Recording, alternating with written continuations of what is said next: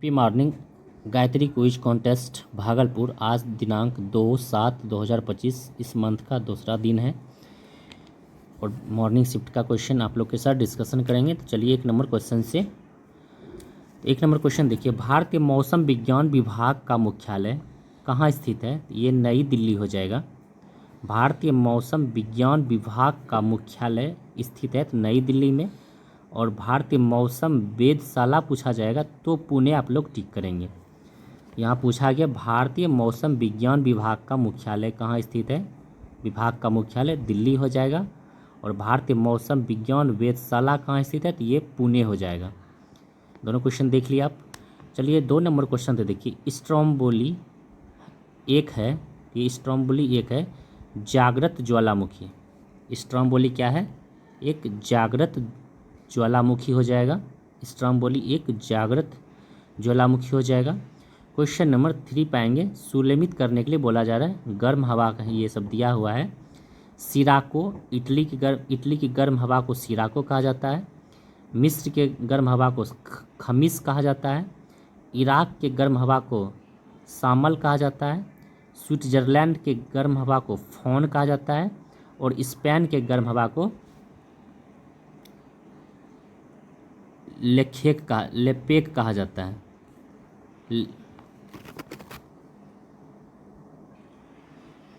Question number 3 देखिए, सुलेमित करने के लिए बोला जा रहा है तो इटली के गर्म हवा को सिराको कहा जाता है। मिस्र के गर्म हवा को खमसीन कहा जाता है। इराक के गर्म हवा को सामल कहा जाता है। और स्विट्जरलैंड के हर गर्म हवा को फोन कहा जाता है। और स्पेन के गर्म हवा को लेवांटे कहा जाता है। स्पेन के गर्म हवा को लेवांटे कहा जाता है। यहाँ थोड़ा गलत लिखा हुआ है, स्पेलिंग मिस है, तो यहाँ जाएगा लेवांटे। स्पेन की गर्म हवा को लेवांटे कहा जाता है। क्वेश्चन नंबर 4 पर आएंगे, उस शहर का देशांतर क्या है जहाँ का स्थानीय समय 6 बजे शाम है जबकि ग्रीनविच समय 4 बजे शाम है। तो 6 बजे शाम और 4 बजे शाम के बीच अंतर 2 होता है और 1 मिनट में 15 डिग्री, तो 2 घंटे का अंतर है तो 2 घंटे में तो 2 घंटे में हो जाएगा 30, तो ये 30 डिग्री ये आगे चलेगा तो पूर्व की ओर हो जाएगा।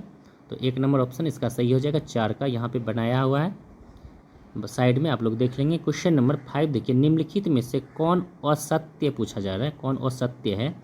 तो कांडला बंदरगाह मुक्त व्यापार क्षेत्र है, सही है। भारत का कृत्रिम बंदरगाह चेन्नई, ये भी सही है। भारत का सबसे गहरा बंदरगाह एन्नौर नहीं, यही गलत है। भारत का सबसे गहरा बंदरगाह विशाखापत्तनम हो जाएगा। स्वतंत्रता के बाद विकसित किया गया पहला पतन कांडला बंदरगाह हो जाएगा, ये भी सही है। तो ऑप्शन नंबर 3 गलत था इसमें, बाकी बात सही है सभी ऑप्शन। क्वेश्चन नंबर 6 देखिए, भोरघाट दर्रा किसको जोड़ती है? तो इसका ट्रिक रखेंगे BMP, B से भोरघाट, M से मुंबई, P से पुणे। तो भोरघाट दर्रा किसको जोड़ती है? मुंबई को पुणे से जोड़ती है। और केरल और तमिलनाडु को जोड़ती है। पालघाट दर्रा पूछेगा तो केरल को तमिलनाडु से जोड़ती है। पालघाट दर्रा केरल को तमिलनाडु से जोड़ती है। क्वेश्चन नंबर 7 को देखेंगे, सुलेमित करने के लिए बोला जा रहा है, सेंडल पीक ये जो है कि उत्तरी अंडमान में है। यूलियर ये ग्रेट निकोबार में है। मध्य यूलियर ये ग्रेट निकोबार में है। मध्य डियोवाली ये मध्य अंडमान में है। और मध्य हेरियट ये दक्षिण अंडमान में है। तो सभी का ऑप्शन सही सामने ही है, सही मिलान। क्वेश्चन नंबर 8 देखिए, निम्नलिखित भाषाओं में सुनामी शब्द किस भाषा से संबंधित है? तो सुनामी शब्द जो है जापानी भाषा से संबंधित हो जाएगा। निम्नलिखित भाषाओं में से सुनामी शब्द किस भाषा से संबंधित है? तो जापानी भाषा से सुनामी शब्द संबंधित है। जापानी भाषा से याद रखेंगे, सुनामी शब्द जापानी भाषा से संबंधित है। क्वेश्चन नंबर 9 देखिए, निम्नलिखित में कौन सही नहीं है? तो देखिए ऑप्शन नंबर 1, उत्तराखंड की सर्वोच्च चोटी नंदा देवी है। उत्तराखंड की सर्वोच्च चोटी क्या हो जाएगा? नंदा देवी हो जाएगा। महाराष्ट्र की सर्वोच्च चोटी कलसू बाई हो जाएगा। महाराष्ट्र कलसू बाई उत्तराखंड नंदा देवी, महाराष्ट्र की सर्वोच्च चोटी कलसूबाई, बंगाल की सर्वोच्च चोटी सदकफ चोटी, बंगाल की सर्वोच्च चोटी संदकफ चोटी, और ओडिशा की सर्वोच्च चोटी धूपगढ़ी नहीं, यही गलत है। ओडिशा की सर्वोच्च चोटी देवमाली हुआ होता है, ओडिशा की सर्वोच्च चोटी देवमाली, और सतपुड़ा की सर्वोच्च चोटी धूपगढ़ी होता है। सतपुड़ा की सर्वोच्च चोटी धूपगढ़ी जो कि मध्य प्रदेश में है। राजस्थान की सर्वोच्च चोटी गुरु शिखर, राजस्थान की सर्वोच्च चोटी क्या हो जाएगा? गुरु शिखर। उड़ीसा की सर्वोच्च चोटी देवमाली हो जाएगा, उड़ीसा की सर्वोच्च चोटी देवमाली, और सतपुड़ा की सर्वोच्च चोटी धूपगढ़ी हो जाएगा। बंगाल की सर्वोच्च चोटी संदकफ चोटी, और महाराष्ट्र की सर्वोच्च चोटी कलसूबाई हो जाएगा। उत्तराखंड की सर्वोच्च चोटी नंदा देवी हो जाएगा। इस तरह से 9 का सभी ऑप्शन देख लेंगे सही। क्वेश्चन नंबर 10 देखिए, पृथ्वी की सतह पर वह स्थान जो भूकंपीय तरंगों को सबसे पहले रिकॉर्ड करता है उसे अधिकेंद्र कहते हैं। पृथ्वी की सतह पर वह स्थान जो भूकंपीय तरंगों को सबसे पहले रिकॉर्ड करता है उसे क्या कहते हैं? अधिकेंद्र कहा जाता है। क्वेश्चन नंबर 11 को देखेंगे, बिहार के किस राज्य में तेलहर कुंड जलप्रपात है? कैमूर में। बिहार के किस राज्य में तेलहर कुंड जलप्रपात है? तो कैमूर को टिक करेंगे। बिहार के किस राज्य में तेलहर कुंड जलप्रपात है? तो कैमूर को टिक करेंगे। क्वेश्चन नंबर 11 देखिए। क्वेश्चन 12 पर आइए, निम्नलिखित कथनों में कौन सही नहीं है? तो ऑप्शन 1 देखिए, यमुना एक्सप्रेस वो ग्रेटर नोएडा से आगरा तक चलती है, ये सही है। यमुना एक्सप्रेस ग्रेटर नोएडा से आगरा तक चलती है, बिल जो सही है। डेक्कन ओडिशा का परिचालन ओडिशा में है, यही गलत है। डेक्कन ओडिसी का परिचालन ये महाराष्ट्र हो जाएगा। डेक्कन ओडिसी का परिचालन महाराष्ट्र हो जाएगा। भारत में प्रथम विद्युत संचालित ट्रेन डेक्कन क्वीन है, ये भी सही है। कोयला से चलने वाला देश का सबसे पुराना भाप लोकोमोटिव फेरी क्वीन है, ये भी सही है। क्वेश्चन नंबर 13 देखिए, कैमूर पठार किसके लिए प्रसिद्ध है? तो चूना पत्थर के लिए। कैमूर पठार किसके लिए प्रसिद्ध है? तो चूना पत्थर को टिक करेंगे।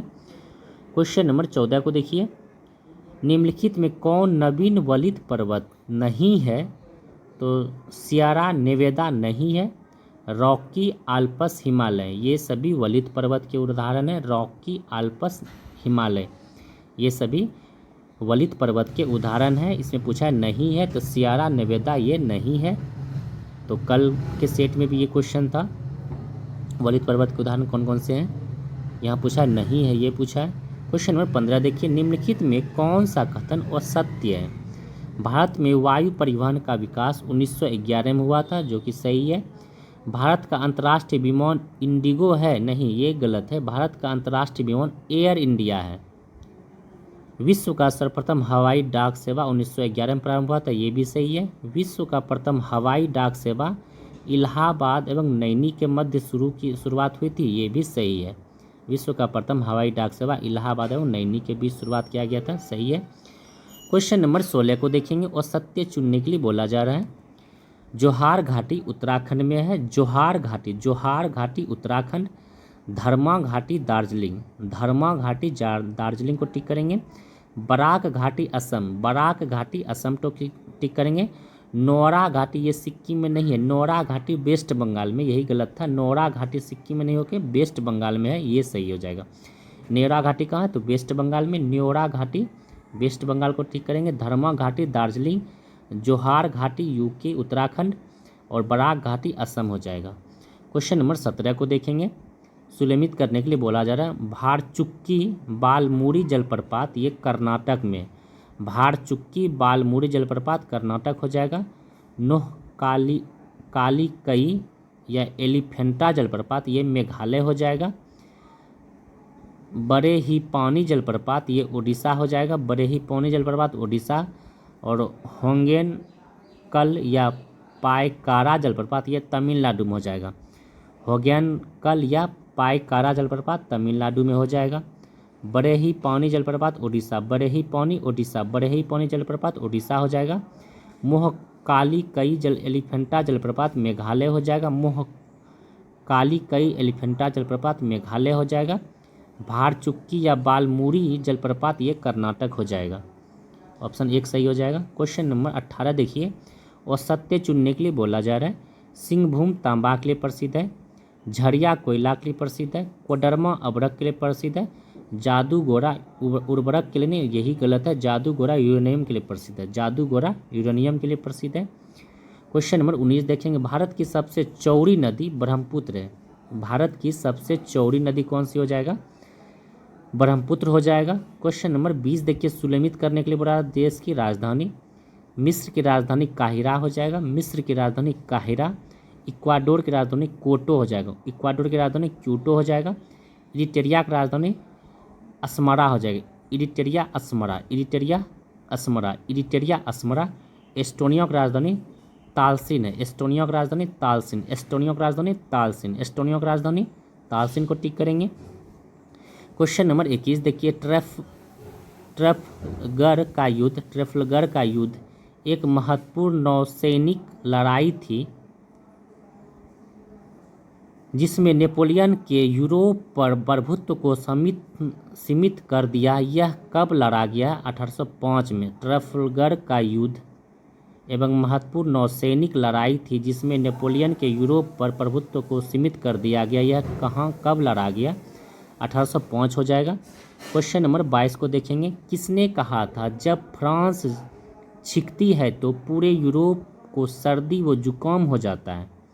मेटरनिक ने कहा था। किसने कहा था जब फ्रांस छिंकती है तो पूरे यूरोप को सर्दी व जुकाम हो जाता है? मेटरनिक ने कहा था।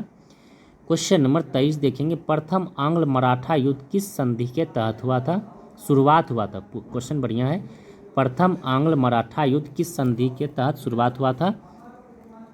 तो सूरत की संधि, सूरत की संधि 6 मार्च 1775 को हुआ था शुरुआत, और समाप्त हुआ था सालाबाई की संधि 17 मई 1782 को। प्रथम आंग्ल मराठा युद्ध किस संधि के तहत शुरुआत की गई थी? सूरत की संधि, सूरत की संधि 6 मार्च 1775 को सूरत की संधि के साथ प्रथम आंग्ल मराठा युद्ध की शुरुआत हुआ था और समाप्त हुआ था सालाबाई की संधि 17 मई 1782 को। इस क्वेश्चन को बढ़िया से याद रखेंगे। 23 नंबर क्वेश्चन को। क्वेश्चन नंबर 24 पर आएंगे। निम्नलिखित में कौन सा कथन असत्य है? लीग ऑफ नेशन की स्थापना प्रथम विश्व युद्ध के दौरान 1920 में हुआ था, बिल्कुल सही है। इसका मुख्यालय जनेवा में है, ये भी सही है। इसके संस्थापक कैथलीन डी रूजवेल्ट, यही गलत है। इसके संस्थापक जो वुडरो विल्सन हो जाएगा, इसके संस्थापक कौन हो जाएगा? Woodrow Wilson. क्वेश्चन नंबर 25 देखिए, सुलेमित करने के लिए बोला जा रहा है। सिंचाई आयोग सर मॉन क्रिप हो जाएगा, सिंचाई आयोग सर मॉन क्रिप, सिंचाई आयोग सर मॉन क्रिप, सिंचाई आयोग सर मॉन क्रिप सही है। रेलवे सुधार आयोग टॉमस रॉबर्टसन है, रेलवे सुधार आयोग टॉमस रॉबर्टसन, रेलवे सुधार आयोग Thomas Robertson, railway Robertson. Police आयोग एंड्रयूज फ्रेजर, पुलिस आयोग एंड्रयूज फ्रेजर, पुलिस आयोग एंड्रयूज फ्रेजर। विश्वविद्यालय आयोग सर थॉमस रेले, विश्वविद्यालय को रेल दो, विश्वविद्यालय को रेल दो, इस तरह से याद रखें। विश्वविद्यालय आयोग के सर थॉमस रेले हो जाएगा। तो ऑप्शन नंबर बी सही हो जाएगा। 25 का ऑप्शन बी को सही कर लेंगे। विश्वविद्यालय आयोग रेले हो जाएगा, पुलिस आयोग सर एंड्रयूज फ्रेजर हो जाएगा, एंड्रयूज फ्रेजर, पुलिस आयोग एंड्रयूज फ्रेजर, रेलवे सुधार टॉमस रॉबर्टसन और सिंचाई आयोग सर मॉन क्रिप। बढ़िया है, इस तरह से याद रखेंगे। विश्वविद्यालय आयोग को रेल दो, इस तरह से याद रखें। विश्वविद्यालय आयोग थॉमस सर थॉमस रेले। क्वेश्चन नंबर 26 को देखेंगे। गीता बोध, गीता माता, गीता की महिमा, इंडिया ऑफ माय ड्रीम्स, ये सभी निम्नलिखित में से किसकी पत्रिका है? तो महात्मा गांधी क्या है? गीता बोध, गीता माता, गीता की महिमा, इंडियन ऑफ माय ड्रीम्स, ये सभी निम्नलिखित में से किसकी पत्रिका है? तो महात्मा गांधी की पत्रिका है। क्वेश्चन नंबर 27 देखिए, सुलेमित करने के लिए बोला जा रहा है किसान आंदोलन। मोपला विद्रोह जो कि केरल में हुआ था 1921 में, अली मुसलियार था। मोपला विद्रोह 1921 में अली मुसलियार, मोपला विद्रोह 1921 में केरल में अली मुसलियार। एका आंदोलन 1921 में ही हुआ था, मदारी पासी एका आंदोलन किसके समय हुआ था? मदारी पासी के समय में किसान आंदोलन हुआ था? एका आंदोलन 1921 में मदारी पासी, एका आंदोलन मदारी पासी। तेभागा आंदोलन 1946 में हो जाएगा कंपाराम सिंह, तेभागा आंदोलन कंपाराम सिंह, तेभागा आंदोलन 1946, तेभागा आंदोलन 1946 कंपाराम सिंह। और चंपारण सत्याग्रह 1917 में महात्मा गांधी। इसमें एक क्वेश्चन, दो क्वेश्चन था। एकादेश आंदोलन पूछेगा 1921 में मदारी पासी, और तेभागा आंदोलन 1946 में कंपाराम, तेभागा कंपाराम, याद रखेंगे तेभागा कंपाराम सिंह, तेभागा कंपाराम सिंह। एका आंदोलन मदारी पासी, एका मदारी पासी। और मोपला विद्रोह तो जान ही रहे, अली मुसलियार। और चंपारण सत्याग्रह महात्मा गांधी। क्वेश्चन नंबर 28 को देखेंगे। क्वेश्चन नंबर 28 को देखेंगे। भारत में पुनर्जागरण की शुरुआत किस सदी में हुआ था?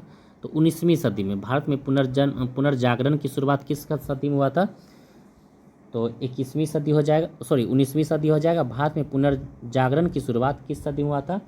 तो 19वीं सदी में हो जाएगा। भारत में पुनर्जागरण की शुरुआत 19वीं सदी में हुआ था। क्वेश्चन नंबर 29 देखिए। तुहफात उल मोहब्बीन के रचनाकार कौन थे? राजाराम मोहन राय। तुहफात उल मोहब्बीन के रचनाकार राजाराम मोहन राय। तुहफात उल मोहब्बीन की रचना राजाराम मोहन राय। तुहफात उल मोहब्बीन की रचना राजाराम मोहन राय को टिक करेंगे। क्वेश्चन नंबर 30 को देखिए। भारत में अंग्रेजी शिक्षा की शुरुआत के लिए कौन जिम्मेदार है? तो मैकाले। भारत में अंग्रेजी शिक्षा की शुरुआत के लिए कौन जिम्मेदार है? तो लॉर्ड मैकाले हो जाएगा। अंग्रेजी शिक्षा लॉर्ड मैकाले, अंग्रेजी शिक्षा की शुरुआत के लिए कौन जिम्मेदार? तो लॉर्ड मैकाले हो जाएगा। क्वेश्चन नंबर 31 को देखेंगे। निम्नलिखित में से महात्मा गांधी जी के आध्यात्मिक गुरु कौन थे? यहाँ पूछा जा रहा है आध्यात्मिक गुरु, तो रामचंद्र भाई थे। आध्यात्मिक गुरु रामचंद्र भाई। और राजनीतिक गुरु पूछेगा तो गोपाल कृष्ण गोखले को टिक करेंगे। इस तरह से 31 नंबर को याद रखेंगे, बढ़िया क्वेश्चन है। महात्मा गांधी के आध्यात्मिक गुरु रामचंद्र भाई थे। आध्यात्मिक था रामचंद्र भाई था, मारपीट नहीं। आध्यात्मिक गुरु था रामचंद्र भाई था। और राजनीतिक गुरु कौन था? गोपाल कृष्ण गोखले। महात्मा गांधी का राजनीतिक गुरु कौन था? गोपाल कृष्ण गोखले। और आध्यात्मिक गुरु पूछा गया तो रामचंद्र भाई हो जाएगा। क्वेश्चन नंबर 32 को देखेंगे। निम्नलिखित में से कौन सुलेमित नहीं पूछा जा रहा है? तो राधा स्वामी संप्रदाय, राधाकांत देव नहीं, यही गलत है। राधा स्वामी संप्रदाय, राधा स्वामी संप्रदाय, तो राधा स्वामी देव हो जाएगा। राधा स्वामी संप्रदाय राधा स्वामी देव हो जाएगा। साइंटिफिक सोसाइटी का स्थापना sir Syed Ahmad Khan. Scientific society sir Syed Ahmad Khan. Scientific society sir Syed Ahmad Khan. Academy association Henry William Derozio. Academy association Henry William Derozio. Academy association Henry William Derozio. Academy association Henry William Derozio. Madras Hindu Samiti Annie Besant. Madras Hindu Samiti Annie Besant. Madras Hindu Samiti Annie Besant. Madras Hindu Samiti Annie Besant. इस तरह से याद रखेंगे। Question number 33 पर आएंगे। भारत छोड़ो आंदोलन का प्रस्ताव किसने दिया था? तो भारत छोड़ो आंदोलन का प्रस्ताव पूछा जा रहा है, तो ये जवाहरलाल नेहरू ने दिया था। भारत छोड़ो आंदोलन का प्रस्ताव पूछा है तो जवाहरलाल नेहरू हो जाएगा। और भारत छोड़ो आंदोलन का नारा किसने दिया था? तब महात्मा गांधी को टिक करेंगे। भारत छोड़ो आंदोलन का नारा दिया था महात्मा गांधी ने। अब भारत छोड़ो आंदोलन का प्रस्ताव पूछा गया यहाँ पे क्वेश्चन में, तो जवाहरलाल नेहरू को टिक करेंगे। देखिए इस तरह से थोड़ा थोड़ा क्वेश्चन में चेंज होने के बाद कितना आंसर चेंज हो जाता है। बहुत बढ़िया आज का सेट था। क्वेश्चन नंबर 34 देखिए। 1937-38 के दौरान बिहार में बकास्त आंदोलन किसके द्वारा आयोजित किया गया था? स्वामी सहजानंद सरस्वती के द्वारा। 1937-38 के दौरान बिहार में बकास्त आंदोलन किसके द्वारा आयोजित किया गया था? स्वामी सहजानंद सरस्वती के द्वारा। 1937-38 के दौरान बिहार में बकास्त आंदोलन किसके द्वारा आयोजित किया गया था? स्वामी सहजानंद सरस्वती के द्वारा। बकास्त आंदोलन स्वामी सहजानंद सरस्वती के द्वारा। इस तरह से याद रखेंगे। सिर्फ इतना याद रखिए, बकास्त आंदोलन की शुरुआत बिहार में स्वामी सहजानंद सरस्वती के द्वारा हुआ था। क्वेश्चन नंबर 35 को देखेंगे। अहमदाबाद मिल मजदूर हड़ताल के बाद मिल मालिकों के द्वारा कितने प्रतिशत बोनस देना स्वीकार किया गया था? 35%। पूछा हुआ क्वेश्चन है। अहमदाबाद मिल मजदूर हड़ताल के बाद मिल मालिकों के द्वारा कितने प्रतिशत बोनस देना स्वीकार किया गया था? तो 35% बोनस देना स्वीकार किया गया था। क्वेश्चन नंबर 36 पर आएंगे। किसने कहा था कांग्रेस के लोग पदों के भूखे हैं? किसने कहा था कांग्रेस के लोग पदों के भूखे हैं? तो बंकिम चंद्र चटर्जी ने कहा था। किसने कहा था कांग्रेस के लोग पदों के भूखे हैं? तो बंकिम चंद्र चटर्जी ने कहा था कांग्रेस के लोग पदों के भूखे हैं। बंकिम चंद्र चटर्जी ने कहा था। क्वेश्चन नंबर 37 देखिए। इलाहाबाद की प्रथम संधि निम्न में से किसके मध्य हुआ था? तो इलाहाबाद की प्रथम संधि रॉबर्ट क्लाइव और शाह आलम द्वितीय के बीच। इलाहाबाद की प्रथम संधि पूछा है। इलाहाबाद की प्रथम संधि जो हुआ था किसके मध्य हुआ था? रॉबर्ट क्लाइव और शाह आलम द्वितीय के बीच, और ये हुआ था 12 अगस्त 1765 को। इलाहाबाद की प्रथम संधि 12 अगस्त 1765 को हुआ था। रॉबर्ट क्लाइव और शाह आलम द्वितीय के बीच प्रथम संधि। द्वितीय संधि हुआ था क्लाइव और शुजा-उद-दौला के बीच 16 अगस्त 1765 को। जस्ट 4 दिन के बाद हुआ था द्वितीय। पहला हुआ था 12 अगस्त 1765 को क्लाइव और शाह आलम द्वितीय के बीच, और दूसरी हुई थी रॉबर्ट क्लाइव और शुजा-उद-दौला किसके बीच? दूसरा संधि रॉबर्ट क्लाइव और शुजा-उद-दौला के बीच 16 अगस्त 1765 को। इस तरह से ये भी क्वेश्चन याद रखेंगे। क्वेश्चन नंबर 38 को देखिए। फ्रेंच क्रांति के दौरान दूसरी संपत्तियों का हिस्सा कौन था? उच्च वर्ग था।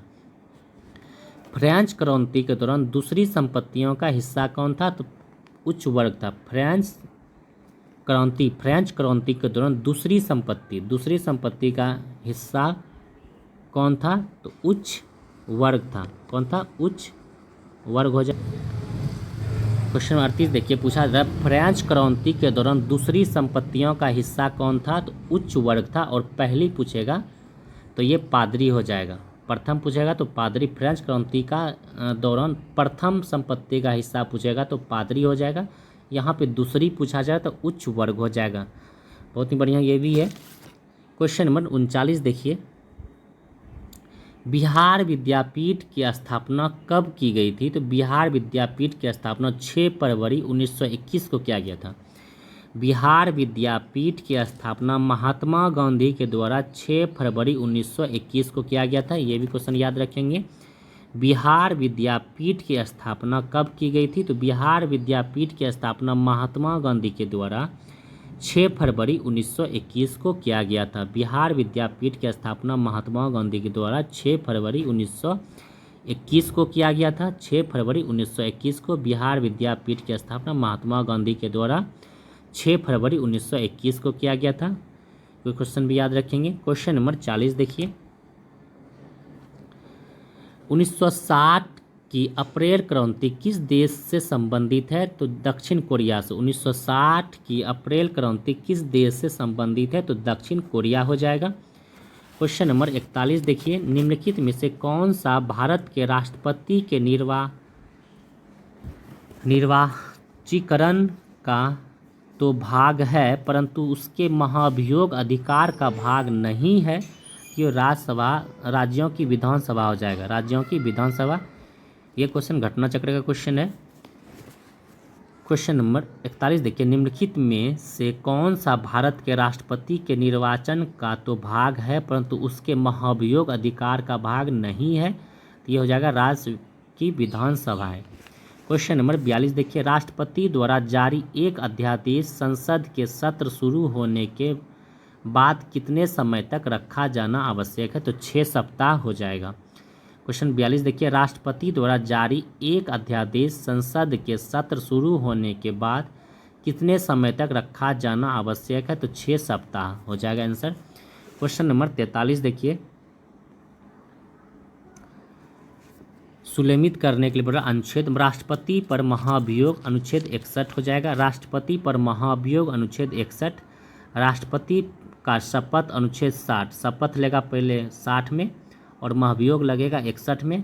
राष्ट्रपति का निर्वाचन विधि हो जाएगा 55, राष्ट्रपति का निर्वाचन विधि 55 और राष्ट्रपति का पुनः निर्वाचन हो जाएगा 57। राष्ट्रपति का पुनः निर्वाचन 57, याद रखेंगे, पुनः निर्वाचन 57 और राष्ट्रपति का निर्वाचन विधि हो जाएगा 55 और राष्ट्रपति का शपथ हो जाएगा 60, शपथ 60, राष्ट्रपति महाभियोग 61। ऑप्शन बी हो जाएगा 43 का सही। क्वेश्चन नंबर 44 देखिए, भारत के उपराष्ट्रपति को पदच्युत करने संबंधित प्रस्ताव प्रस्तावित किया जा सकता है केवल राज्यसभा में। भारत के उपराष्ट्रपति को पदच्युत करने संबंधित प्रस्ताव प्रस्तावित किया जा सकता है केवल राज्यसभा में किया जा सकता है। क्वेश्चन नंबर 45 को देखिए, भारतीय राजनीतिक व्यवस्था में कार्यपालिका डैश के अधीन रहकर कार्य करता है, तो विधायिका का अधीन रह के कार्य करता है। भारतीय राजनीतिक व्यवस्था में कार्यपालिका जो है किसके अधीन रहकर कार्य करता है, तो विधायिका का अधीन रहकर कार्य करता है कार्यपालिका। क्वेश्चन नंबर 46 देखिए, निम्नलिखित में कौन अपने प्रधानमंत्रित्व काल में लोकसभा के सदस्य थे, तो चंद्रशेखर हो जाएगा इसका सही आंसर। निम्नलिखित में कौन अपने प्रधानमंत्री काल में लोकसभा के सदस्य थे, तो चंद्रशेखर हो जाएगा। क्वेश्चन नंबर 47 को देखेंगे, भारत के अटॉर्नी जनरल विधि सलाहकार कौन है, तो भारत के अटॉर्नी जनरल विधि सलाहकार हैं, तो भारत सरकार के विधि सलाहकार हैं। भारत के अटॉर्नी जनरल विधि सलाहकार हैं, अटॉर्नी जनरल, तो भारत के सरकार के विधि सलाहकार हैं अटॉर्नी जनरल। क्वेश्चन नंबर 48 को देखेंगे, भारत के नियंत्रण एवं महालेखा परीक्षक को किसके द्वारा पदच्युत यानी हटाया जा सकता है, तो महाभियोग लगाकर। भारत के नियंत्रण एवं महालेखा परीक्षक को किसके द्वारा पदच्युत यानी हटाया जा सकता है, तो महाभियोग लगाकर भारत के नियंत्रण एवं महालेखा परीक्षक को महाभियोग लगाकर हटाया जा सकता है। क्वेश्चन नंबर 49 देखिए, लोकसभा में राज्यों के किस आधार पर सीटें आवंटित होती है, तो जनसंख्या पर। लोकसभा में राज्यों की किस आधार पर सीटें आवंटित होती है, जनसंख्या पर आधारित होती है, इसको भी याद रखेंगे। क्वेश्चन नंबर 50 देखिए, निम्नलिखित में से किस अधिनियम के अंतर्गत भारतीय विधान परिषद को बजट पर बहस करने की शक्ति प्राप्त है, तो भारत शासन आर्टिकल 19 अधिनियम 1892। क्वेश्चन नंबर 50 देखिए, निम्नलिखित में से किस अधिनियम के अंतर्गत भारतीय विधान परिषद को बजट पर बहस करने की शक्ति प्राप्त है, भारत शासन अधिनियम 1892, भारत शासन अधिनियम 1892 हो जाएगा। क्वेश्चन नंबर 51 देखिए, एक निर्वाचित संविधान सभा द्वारा भारत के संविधान का निर्माण करने का प्रस्ताव किया गया था किस मिशन द्वारा। एक निर्वाचित संविधान सभा द्वारा भारत के संविधान का निर्माण करने का प्रस्ताव किया गया था, तो क्रिप्स मिशन 1942 के द्वारा। क्वेश्चन नंबर 52 देखिए, भारतीय संविधान की प्रस्तावना में उल्लेखित सही क्रम कौन सा है, संप्रभुत्व संपन्न, समाजवादी, पंथ निरपेक्ष, लोकतंत्रात्मक। इस तरह से प्रस्तावना को याद रख कर लेंगे और सरकारी स्कूल में भी पढ़ाया ही जाता है बचपन से ही। संप्रभुत्व संपन्न, समाजवादी, पंथ निरपेक्ष और लोकतंत्रात्मक, ये सभी क्रम वाइज है। क्वेश्चन नंबर 53 को देखेंगे, आंध्र प्रदेश एक भाषाई राज्य के रूप में गठित किया गया 1953 में। आंध्र प्रदेश एक भाषाई राज्य के रूप में कब गठित किया गया, तो 1953 को टिक करेंगे। क्वेश्चन नंबर 54 देखिए, भारतीय संविधान का कौन सा अनुच्छेद अल्पसंख्यकों को अपनी मनपसंद शिक्षण संस्थाओं को स्थापित एवं संचालित करने का अधिकार को संरक्षण प्रदान करता है, तो अनुच्छेद 30 हो जाएगा।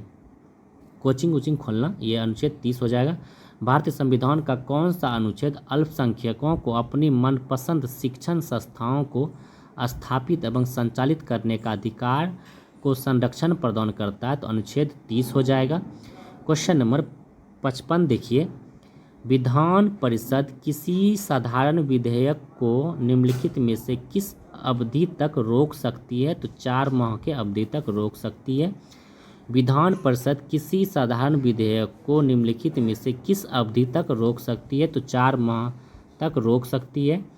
क्वेश्चन नंबर 56 देखिए, निम्न में से कौन सी एक याचिका अधीनस्थ न्यायालय की कार्य पद्धति का परिसरण करती है? तो उत्प्रेषण हो जाएगा। निम्न में से कौन सी एक याचिका अधीनस्थ न्यायालयों की कार्य पद्धति का परिसरण करती है? तो उत्प्रेषण हो जाएगा। निम्नलिखित में कौन सी एक याचिका अधीनस्थ न्यायालयों की कार्य पद्धति का परिसरण करती है? तो उत्प्रेषण हो जाएगा। क्वेश्चन नंबर 57 देखिए, राष्ट्रपति शासन अधिकतम लगाया जा सकता है 3 वर्षों तक। राष्ट्रपति शासन अधिकतम लगाया जा सकता है कितने वर्षों तक? 3 वर्षों तक अधिकतम से अधिक लगा सकता है। राष्ट्रपति शासन अधिकतम लगाया जा सकता है 3 वर्ष तक। क्वेश्चन नंबर 58 को देखेंगे, केंद्र व राज्य के मध्य वित्त का बंटवारा किसकी सिफारिश पर होता है? तो वित्त आयोग के सिफारिश पर होता है। केंद्र व राज्य के मध्य वित्त का बंटवारा किसकी सिफारिश पर होता है? तो वित्त आयोग के सिफारिश पर होता है। क्वेश्चन नंबर 59 देखिए, ओम्बुड्समैन का भारतीय प्रतिमान है लोकपाल। ओम्बुड्समैन का भारतीय प्रतिमान है लोकपाल। क्वेश्चन नंबर 60 देखिए, अनुसूचित जाति और अनुसूचित जनजाति के संयुक्त राष्ट्रीय आयोग को किस संशोधन के अंतर्गत 2 अलग निकायों में बांटा गया है? तो 89वां संविधान संशोधन हो जाएगा। अनुसूचित जाति और अनुसूचित जनजाति के संयुक्त राष्ट्रीय आयोग को किस संशोधन के अंतर्गत 2 अलग निकायों में बांटा गया है? तो 89वां हो जाएगा। क्वेश्चन नंबर 61 देखिए, बिहार में चर्चित गंगा जल की घटना किस जिले से संबंधित है? तो अपना भागलपुर हो जाएगा। बिहार में चर्चित गंगा जल की घटना किस जिले से संबंधित है? तो भागलपुर जिले से संबंधित हो जाएगा। क्वेश्चन नंबर 62 देखिए, बहुत बढ़िया क्वेश्चन है। उदयपुर झील बिहार के किस जिले में स्थित है? तो पश्चिमी चंपारण में, सबसे बड़ा जिला है। उदयपुर झील बिहार के किस जिले में है? उदयपुर झील बिहार के पश्चिमी चंपारण जिले में स्थित है। क्वेश्चन नंबर 63 देखिए, बिहार के मध्य भाग में गंगा नदी बहती है। बिहार के मध्य भाग में गंगा नदी बहती है, तो पश्चिम से पूर्व की ओर बहती है। पश्चिम से पूर्व की ओर गंगा नदी बहती है। पश्चिम से पूर्व की ओर गंगा नदी बहती है, जो सोन कोसी ये सब में मिलती है। बिहार के मध्य भाग में गंगा नदी बहती है, तो पश्चिम से पूर्व के भाग में गंगा नदी बहती है। ये थोड़ा डायरेक्शन को लिख के, पूरा पश्चिम उत्तर दक्षिण को लिख के करेंगे तो आपको दिमाग में बैठा हुआ है, मार लेंगे, नहीं तो ऐसे गलत हो जाएगा। रटने का कोशिश मत कीजिएगा। ये क्वेश्चन 63 नंबर सीधा सा है, डायग्राम बना लीजिए, उस पर देख लीजिए। क्वेश्चन नंबर 64 देखिए,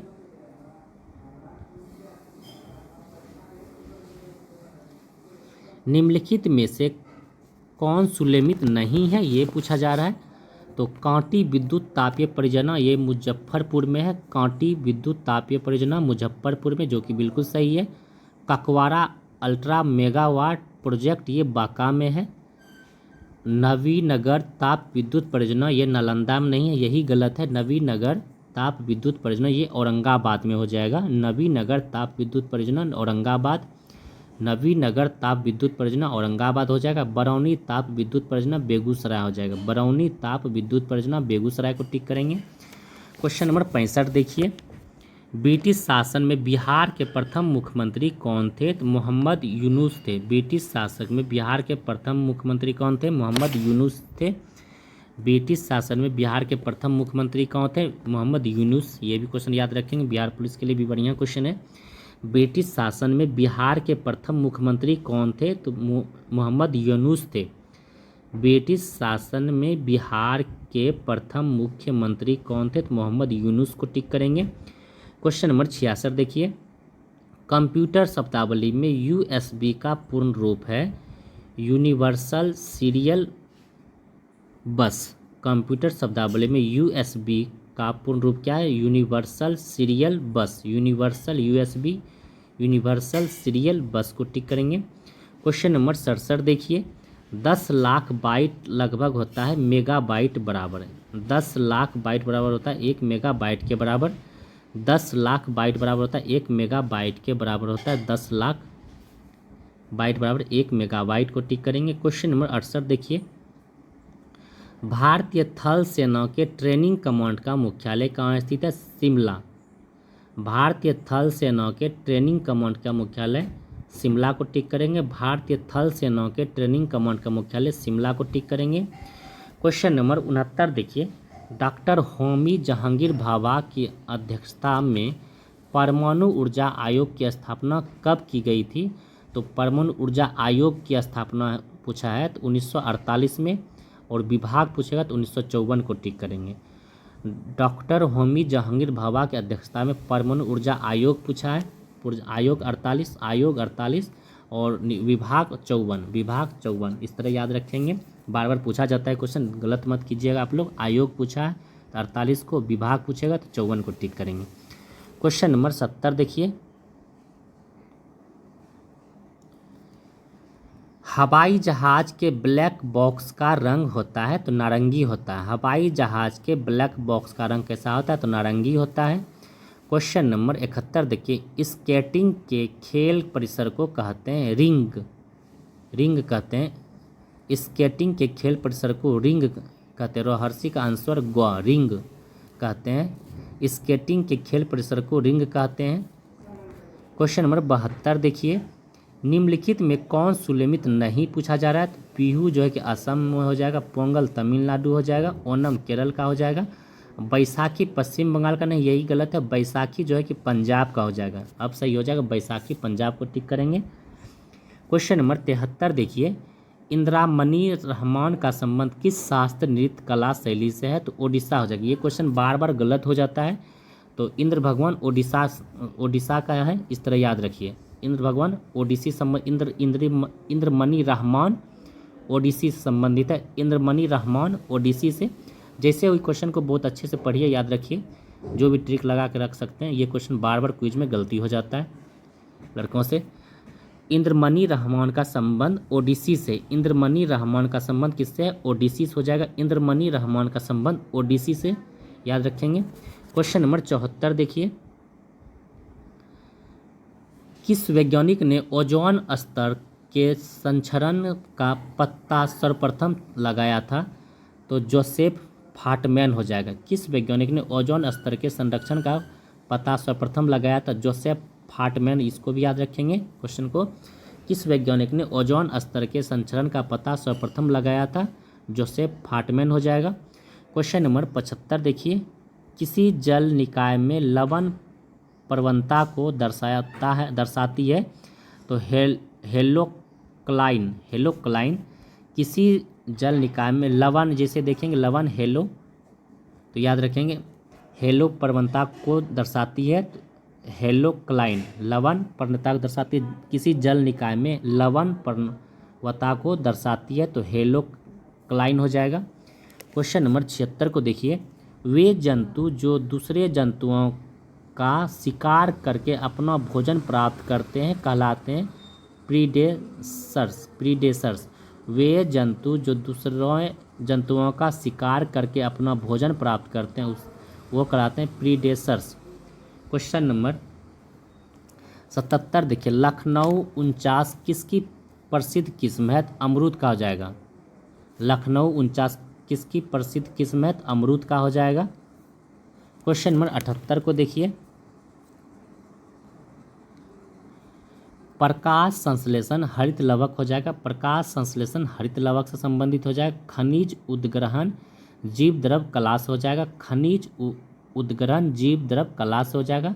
श्वसन सूत्रकणिका से हो जाएगा, संबंधित है। श्वसन सूत्रकणिका। प्रोटीन संश्लेषण राइबोसोम, प्रोटीन का संश्लेषण राइबोसोम हो जाएगा। प्रोटीन का संश्लेषण राइबोसोम हो जाएगा। इस तरह से 78 का ऑप्शन नंबर सी सही हो जाएगा। क्वेश्चन नंबर 79 पर आएंगे, थैलोफाइटा के अंतर्गत आते हैं कवक, शैवाल, जीवाणु। कवक, शैवाल और जीवाणु ये तीनों थैलोफाइटा के अंतर्गत आते हैं। थैलोफाइटा के अंतर्गत कौन कौन से आते हैं? कवक, शैवाल और जीवाणु। थैलोफाइटा के अंतर्गत कौन कौन से आते हैं? कवक, शैवाल और जीवाणु थैलोफाइटा के अंतर्गत आते हैं। क्वेश्चन नंबर 79 को देखेंगे। मूंगा जो है कि सिलेंटेट्रा के अंतर्गत आता है। मूंगा जो है वही मोती मूंगा सिलेंटेट्रा के अंतर्गत आते हैं। डायनासोर ये सरीसृप के अंतर्गत आते हैं। डायनासोर सरीसृप, डायनासोर सरीसृप, सोर सरीसृप, इस तरह से याद रखेंगे। समुद्री शंख मोलस्का के अंतर्गत आते हैं। समुद्री शंख मोलस्का, समुद्री शंख मोलस्का।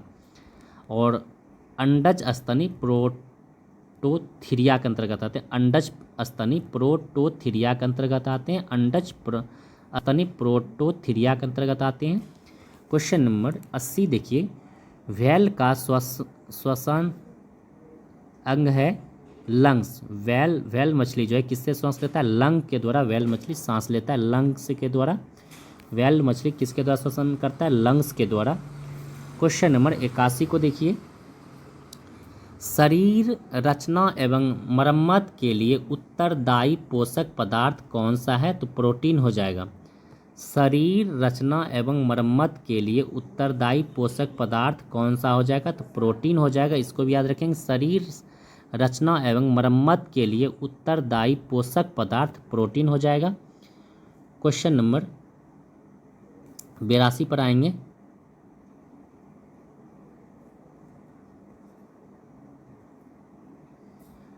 रुधिर को वाहिनियों में जमने से रोकता है। रुधिर को वाहिनियों में जमने से रोकता है हिपेरिन।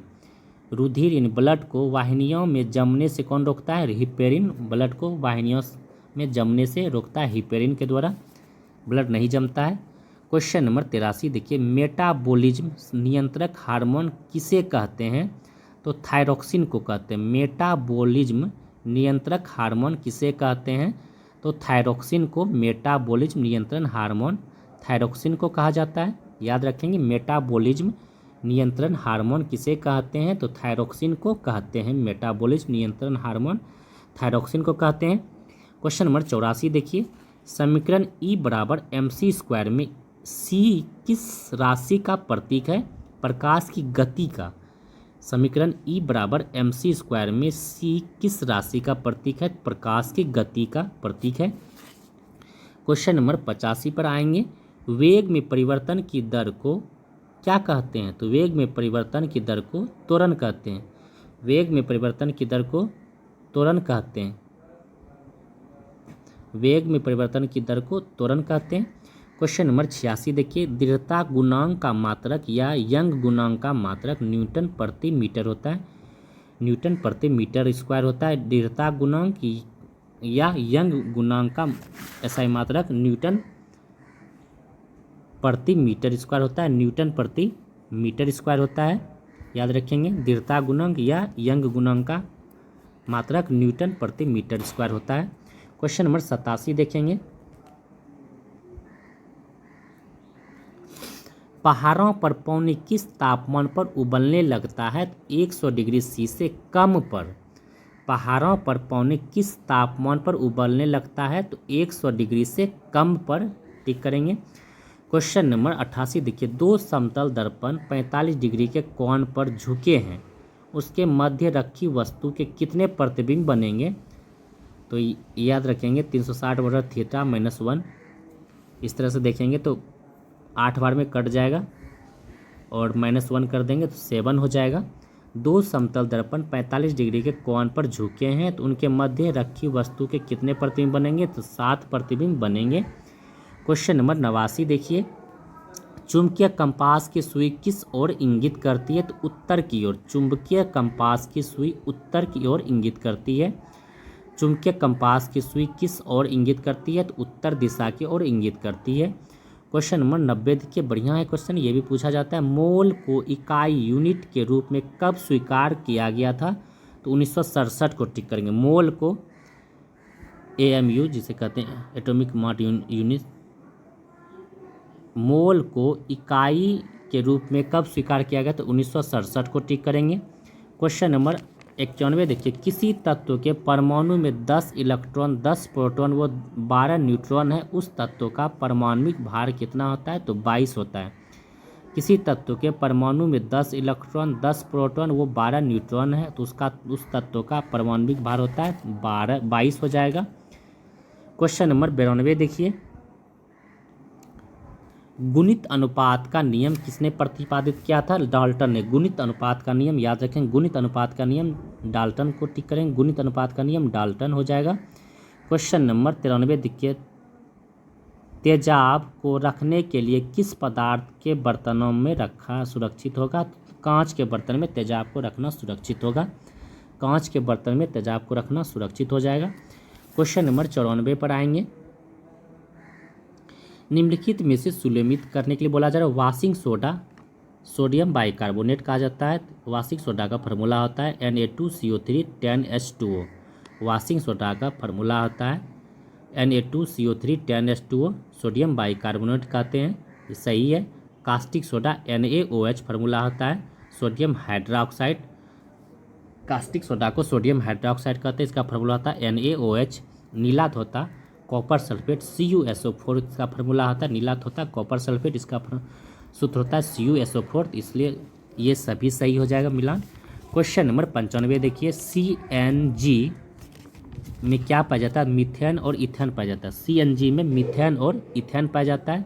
LPG गैस में प्रोपेन और ब्यूटेन पाया जाता है। प्रोपेन और ब्यूटेन पाया जाता है। LPG गैस में प्रोपेन और ब्यूटेन पाया जाता है। क्वेश्चन 3 ऑप्शन देखिए, कोल गैस में हाइड्रोजन और मीथेन और कार्बन डाइऑक्साइड पाया जाता है। और वाटर गैस में CO+H2, वाटर गैस CO+H2 हो जाएगा। इस तरह से ऑप्शन नंबर बी 95 का सही हो जाएगा। क्वेश्चन नंबर 96 देखेंगे, हाल ही में चर्चा में रही ध्रुवा नीति किसने लॉन्च किया है? तो डाक विभाग। डी से ध्रुवा, डी से डाक हो जाएगा, इस तरह याद रखेंगे। डी से ध्रुवा, डी से डाक विभाग हो जाएगा। क्वेश्चन नंबर 97 देखिए, हाल ही में यूक्रेन ने किस ऑपरेशन के तहत रूस का पर बड़ा ड्रोन हमला किया है? हाल ही में यूक्रेन ने किस ऑपरेशन के तहत रूस पर बड़ा ड्रोन हमला किया है? तो ऑपरेशन स्पाइडर वेव हो जाएगा, ऑपरेशन स्पाइडर वेव के तहत। क्वेश्चन नंबर 98 देखिए, हाल ही में चर्चा में रही पुस्तक संध तिल मानवीय व्यवस्थापना का संबंध किससे है? तो नितिन गडकरी से है, सड़क मंत्री है। हाल ही में चर्चा में रहा परिवहन सड़क मंत्री नितिन गडकरी। हाल ही में चर्चा में रही पुस्तक संघ तिल मानवीय व्यवस्थापना का संबंध किससे है? तो नितिन गडकरी से हो जाएगा। क्वेश्चन नंबर 99 देखिए, विश्व आर्थिक मंच के वैश्विक जेंडर गैप रिपोर्ट 2025 में भारत को कौन सा स्थान मिला है? तो 131वां जेंडर गैप रिपोर्ट में 131वां है। भुखमरी में 100, हैप्पीनेस इंडेक्स भुखमरी में शायद 105वां हो जाएगा। और हंगर हैप्पीनेस खुशहाली में 118वां हो जाएगा। क्वेश्चन नंबर 100 देखिए, हाल ही में भारत के राष्ट्रपति की एड-डी-कैप ADC के रूप में नियुक्त होने वाली पहली महिला अधिकारी कौन बनी है? यशस्वी सोलंकी बनी है। हाल ही में भारत के राष्ट्रपति की एड-डी-कैप ADC के रूप में नियुक्त होने वाली पहली महिला अधिकारी कौन बनी है? यशस्वी सोलंकी। महिला का क्वेश्चन पूछा जाता है करंट अफेयर में। तो चलिए फ्रेंड्स, आज के लिए इतना ही। और PDF आप लोग को टेलीग्राम पर मिल जाएगा, वहाँ से जाके आप लोग मॉर्निंग में ही 7 बजे सेट लगा के यहाँ से आंसर मिला सकते हैं वीडियो देख के। और आज का क्वेश्चन बहुत ही बढ़िया है, सीखने के लिए बहुत कुछ है। जैसे कि महात्मा गांधी का प्रशासनिक गुरु, राजनीतिक गुरु और आध्यात्मिक गुरु था। ये सब क्वेश्चन बहुत अच्छा दिया हुआ था आज, और बहुत कुछ सीखने के लिए दिया गया था, और पूछा हुआ क्वेश्चन भी है। तो इस तरह आप लोग एक बार ज़रूर वीडियो देखिए, जो नहीं आते उनको शेयर कर दीजिए। और लाइक और सब्सक्राइब ज़रूर कर दीजिए, जिससे कि आपको नोटिफिकेशन मिल जाएगा। इतना तो आप कर ही सकते हैं, आपके लिए इतना करते हैं तो। चलिए फ्रेंड्स, फिर कल मिलते हैं। अच्छा लगे तो ज़रूर आप लोग कमेंट कीजिए।